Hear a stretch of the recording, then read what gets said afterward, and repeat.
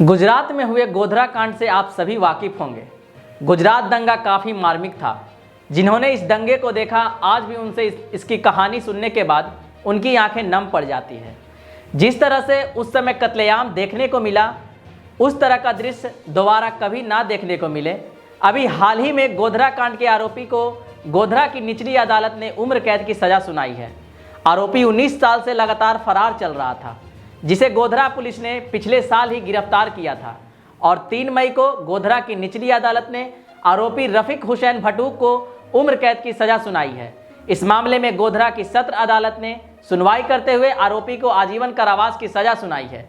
रफीक पर मर्डर और दंगा भड़काने के चार्ज लगे थे। साल 2002 के शुरुआत में गोधरा कांड के अलावा कई और अलग अलग जगह दंगे हुए। आज की इस वीडियो में मैं आपको गुजरात में हुई उस समय के घटना के बारे में बताऊंगा।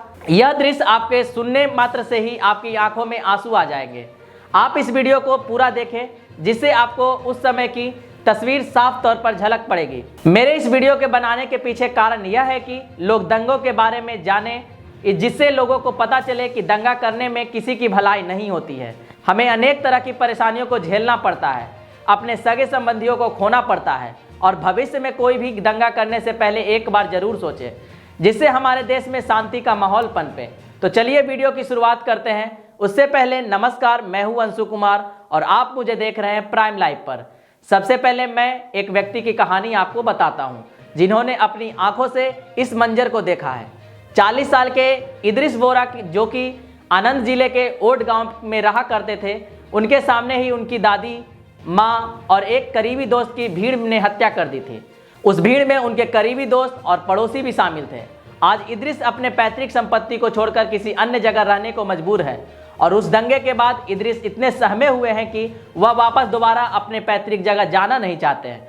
इद्रिस कहता है कि मैंने जो देखा है वह किसी को कभी नहीं देखना पड़े और ऐसा किसी के साथ न हो। इनका यह भी कहना है कि उनके परिवार वालों की हत्या मामले में 80 अभियुक्त थे, लेकिन उनमें से कोई भी जेल नहीं गया। सभी को अदालत से जमानत मिल चुकी है। एक और व्यक्ति है जाकिया जाफरी, जो कांग्रेस के पूर्व सांसद एहसान जाफरी की पत्नी है। 2002 के दंगों में गुलबर्गा सोसाइटी नरसंहार में एहसान जाफरी समेत 69 लोग मारे गए थे।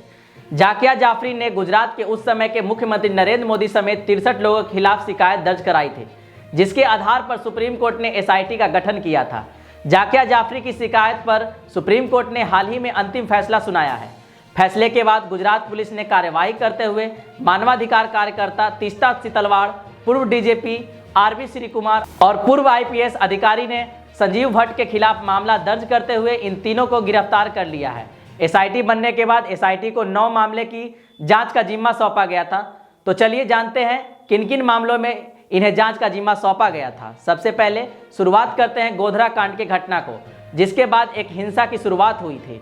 गोधरा में साबरमती एक्सप्रेस ट्रेन के कोच S6 पर हुए हमले के बाद ही पूरे गुजरात में दंगे शुरू हुए थे। गोधरा में भीड़ ने हिंसक हमले के बाद ट्रेन के कोच 6 में आग लगा दी, जिसमें 59 लोगों की मौत हो गई थी। मरने वालों में ज़्यादातर अयोध्या से अहमदाबाद लौट रहे कार सेवक की थी।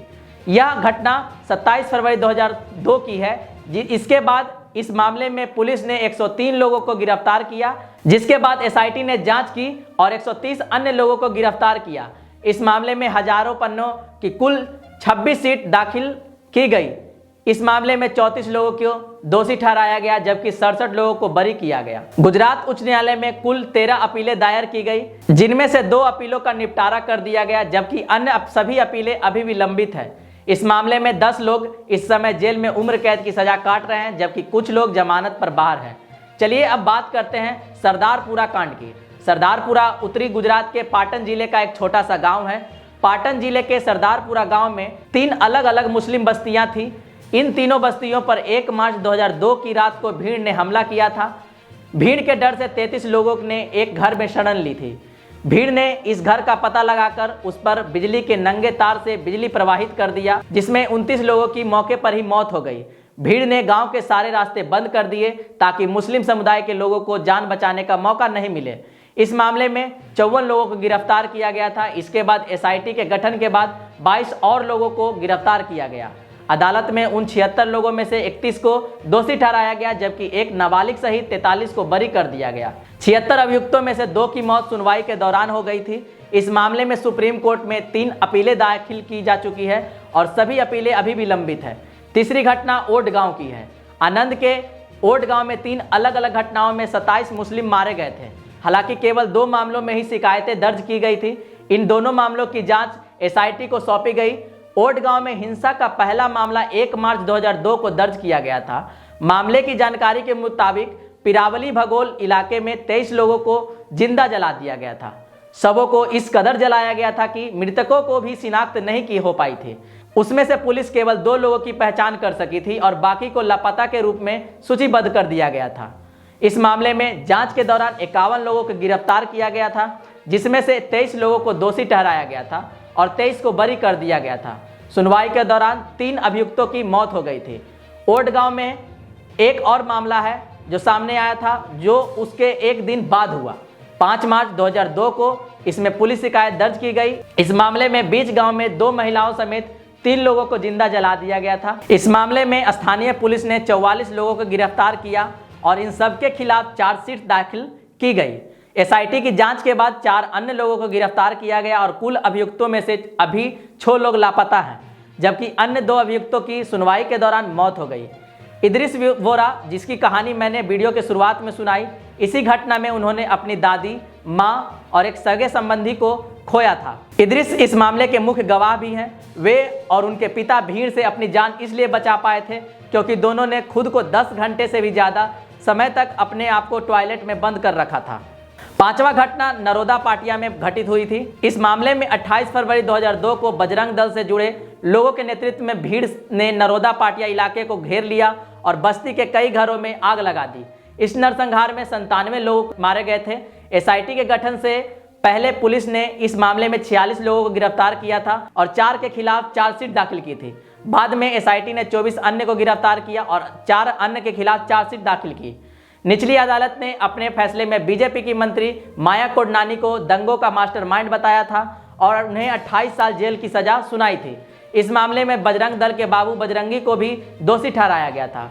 माया कोडनानी सहित 32 लोगों को दोषी ठहराया गया था।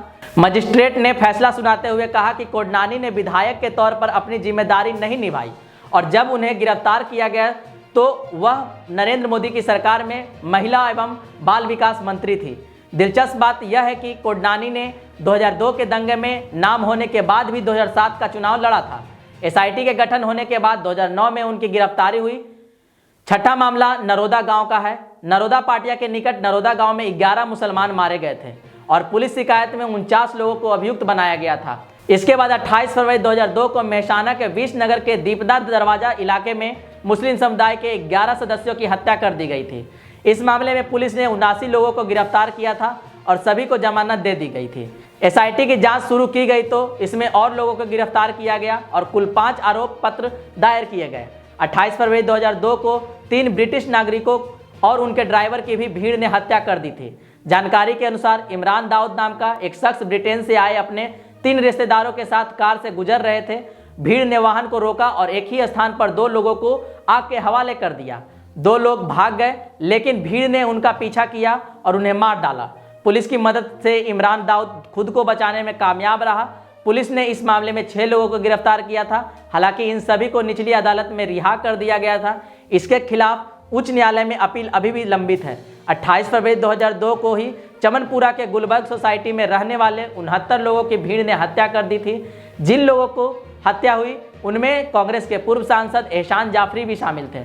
समाप्त करते हैं अपनी इस वीडियो को। आशा करते हैं यह वीडियो आपको अच्छा लगा हो सके तो इस वीडियो को ज़्यादा से ज़्यादा शेयर करें ताकि लोगों तक हमारा यह संदेश जरूर पहुंचे और भविष्य में हिंसा को कम किया जा सके।